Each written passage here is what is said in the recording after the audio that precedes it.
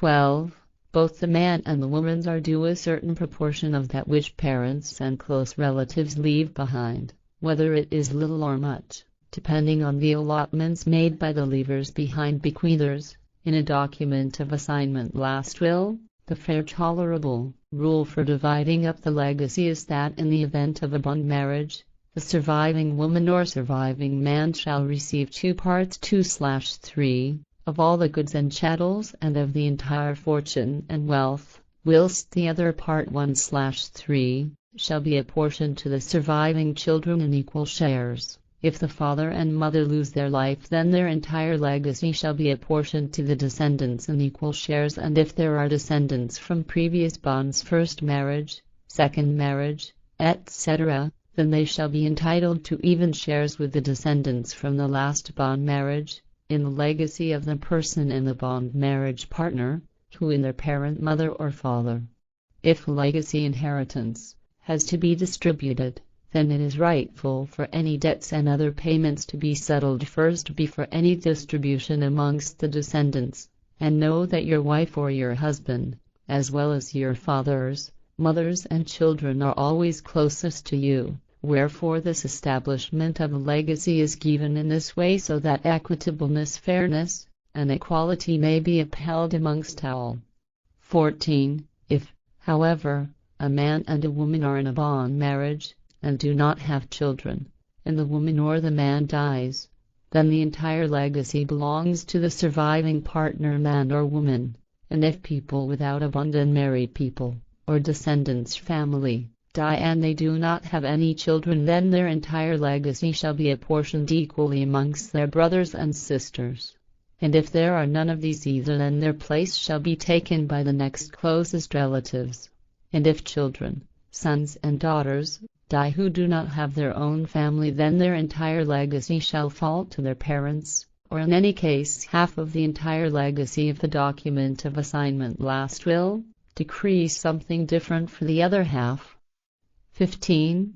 And if brothers and sisters die when both parents have already died, and if none of the brothers and sisters are in a bond marriage, and if none of them have any descendants, then all shall receive equal shares in the entire legacy of the deceased. However, at least half of the entire legacy if the document of assignment last will decrees something different for the other half. 16. And because of equality and equitableness, fairness, it is not permitted for any reason whatsoever for entitled ones entitled to inherit of legacies to be disadvantaged by a document of assignment last will, or excluded from the legacy. 17. And it is decreed for your children that female and male children shall receive equal shares of the goods and chattels and the wealth of the leavers behind bequeathers, mother or father, so that no more shall be apportioned to one party than to another, and that equality and equitableness, fairness, may be given, and neither the female nor the male descendant be preferred. 18. And if other relatives and poor ones or orphans are present at the allocation of the legacy dividing up of the inheritance, and if they are not taken into account therein, then give them something from that which you receive as a bequest patrimony, and speak with them in kind-heartedness and with friendly words. If, however, you receive a legacy, then you shall not fall into dispute amongst yourselves because of it, for it is rightful for each of you to be satisfied with the share that is granted to you by the leaver behind bequeather. 19. And those amongst you who cannot yourselves leave any legacy when you depart this life, you shall not be afraid for this reason or concerned, because there are no grounds for shame, and it prevents much dispute. 20. These are the guidelines and set barriers derived from the recommendations of equality and equitableness, fairness, so that equality and equitableness, fairness, but no disadvantage, may prevail all around, and so that neither strife nor resentment and neither jealousy nor acts of revenge may come about amongst entitled ones entitled to inherit from those left behind family. 21. However, anyone who transgresses these recommendations of regulation and reckoning is not only creating a calamity in themselves but also all around amongst those who are involved. Therefore disparagement, contemptibility / defilement / abasement / dishonor will not fail to come about. 22. And if a man or woman amongst you commits chastisement violation, by defiling, misusing / violating children or a woman or a man at their sexual organ, then call for witnesses and request the jurisdiction to subject the fallible ones to fulfillment of guidelines as punishment, and separate women from men or men from women, exclude from society and from the other sex, for an appropriate time. 23. And if two women amongst you or man and a man have congress together engage in sexual union, then they shall not be punished, because a woman and a woman in sexual congress, sexual union, is given by the laws of appearance nature, so that they may copulate together if the need arrives.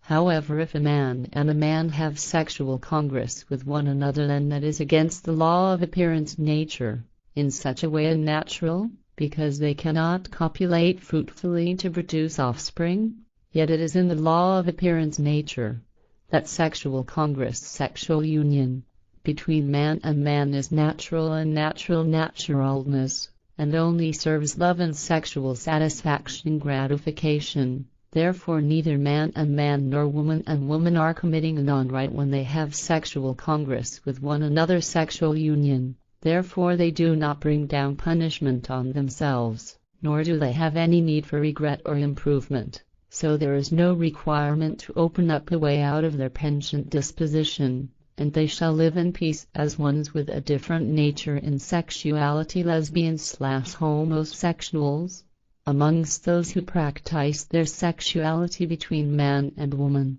24. Truly, harsh punishment and remorse for any doings only are of value if something evil is done knowingly, consciously. If something evil is done unknowingly and a law or recommendation is infringed, then lenience is appropriate and the punishment should be set such that mild commensurability is provided. Remorse cannot be accepted from those who continue in their evil doings, because they are only making a show of remorse and do not consider ceasing their evil doings, for which reason they shall be subject to a harsh punishment in a place of fulfillment of guidelines, remote place or remote island, for a certain time, in order to experience true remorse, so that they may be honestly connected to remorse and cease their evil doings. 26. Those amongst you, man and woman, who are connected to one another in a bond marriage, in truth, equitableness, fairness, and in reckoning, it is not permitted for you to appropriate the goods and chattels and wealth of the other party against their will, neither shall you withhold the goods and wealth of the other party unlawfully or take away a part of it, and whatever you have given to one another shall not be demanded back, even if you are harmed by disgracefulness, badness, or if you break your bond, because a gift present is given in good memory that, given at its time, has its value and cannot be taken back, therefore demanding it back is the same as theft. 27. If you feel in yourselves anger or unwillingness, aversion, against the bonded companion, against man or woman, then also remember what goodness has been given by the other and what has been given in goodness and badness on your part, so that you make an assessment, pay attention / consider from both sides in order to reach a truly fair commensurate arbitration decision, and act in a decent way. 28. And if you, woman and man, have already pledged, promised / vowed a bond marriage to one another, and if you nevertheless go your own ways again, separate / dissolve the betrothal, and you have already given one another treasures, jewels / property / presents, then do not take any of it back, because a gift present is given in good memory that, given at its time, has its value and cannot be taken back, therefore demanding it back is the same as theft. 29. Gifts, presents, that have once been given shall remain gifts, presents, for all time and in all circumstances, and never be demanded back unless the one who demands back the gift present accuses and incriminates himself or herself of having lied,